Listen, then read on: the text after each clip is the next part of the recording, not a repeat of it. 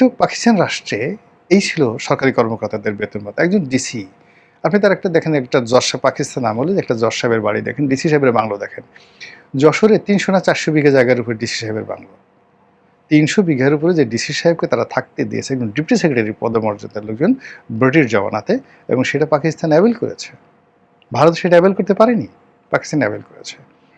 সেই পাকিস্তানকে আমেরিকা রীতিমতো দেউলিয়া বানিয়ে দিয়েছে, রীতিমতো দেউলিয়া বানিয়ে দিয়েছে। এবং এই পাকিস্তান ৭০ থেকে, মানে সেই জিয়াউল হক, পারভেজ মোশাররফ, প্রত্যেকটা মানুষ বারবার শুধু আমেরিকার কাছে বিক্রি করেছে। জুলফিকার আলী ভুট্টো যতই বলে না কেন, সে কিন্তু দাঁড়াতে চেয়েছিল অ্যাগেন্স্ট দ্য পাকিস্তান।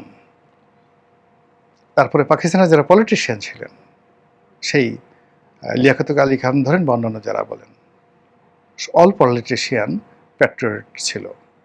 কিন্তু প্রো আমেরিকান যে শক্তিগুলো, আইয়ুব খান থেকে শুরু হলো, আইয়ুব খান, ইয়াহি খান, টেক্কা খান, তারপরে জিয়াউল হক, জিয়াউল হকের পরে পারভেজ মোশাররফ, পারভেজ মোশাররফের পরে এখন যারা যারা আছেন, সবাই বেঈমান, মুনাফিক, মির্জাফর হয়ে, গাদ্দার হয়ে ওই দেশটিকে অ্যাগেন অ্যান্ড অ্যাগেন বিক্রি করছে।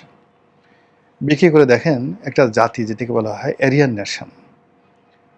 আজ থেকে ৫,০০০ বছর আগে মহাভারতের যুগে যখন ধরেন নেবুকাডনেজার, সম্রাট দ্বিতীয় নেবুকাডনেজার, যিনি ব্যাবিলনের ঝুলন্ত বাগান তৈরি করেছিলেন, তারও আগে পাকিস্তানে মহেঞ্জোদারো এবং হরপ্পা সভ্যতা তৈরি হয়েছিল। যখন পুরো ইউরোপে একটা মাত্র ছোট্ট শিক্ষালয় ছিল, একাডেমিয়া, ওটাকে বিশ্ববিদ্যালয় বলা যাবে না, একাডেমিয়া প্রতিষ্ঠা করেছিলেন যে এটা প্লেটো, মানে সক্রেটিসের ছাত্র প্লেটো এবং তার ছাত্র এরিস্টটল, আর এরিস্টটলের ছাত্র হলো আলেকজান্ডার। তো এই একাডেমিয়া প্রতিষ্ঠা হওয়ার বহু বহু আগে পৃথিবীর সবচেয়ে বিখ্যাত বড় যে বিশ্ববিদ্যালয়, সেটা হলো তক্ষশিলা বিশ্ববিদ্যালয়, যেটা ছাত্র ছিলেন চন্দ্রগুপ্ত মৌর্য, যেটার প্রথমে ছাত্র এবং পরে শিক্ষক ছিলেন চাণক্য। এই পাকিস্তানে, সেই পাকিস্তান এখন কোথায় চলে গেছে? জঙ্গি হয়ে গেছে, রীতিমতো জঙ্গি হয়ে গেছে। তো কাজেই এই যে দেশ বিক্রি করার যে প্রবণতা, এটা আসে উর্দি পরা সামরিক বাহিনীর হাত ধরে, এটা আসে উচ্চবিলাসী লোভী রাজনীতিবিদদের কারণে, এটা আসে দুর্বল চরিত্রহীন অথর্ব শাসকদের কারণে, যেটা আমি বললাম মোহাম্মদ হোসেন।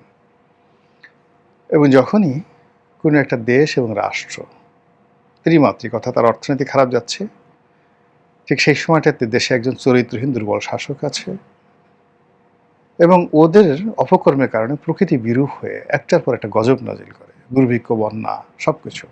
ঠিক সেই সময়টাতেই এইরকম দেশ বিক্রির ঘটনা একের পর এক ঘটতে থাকে।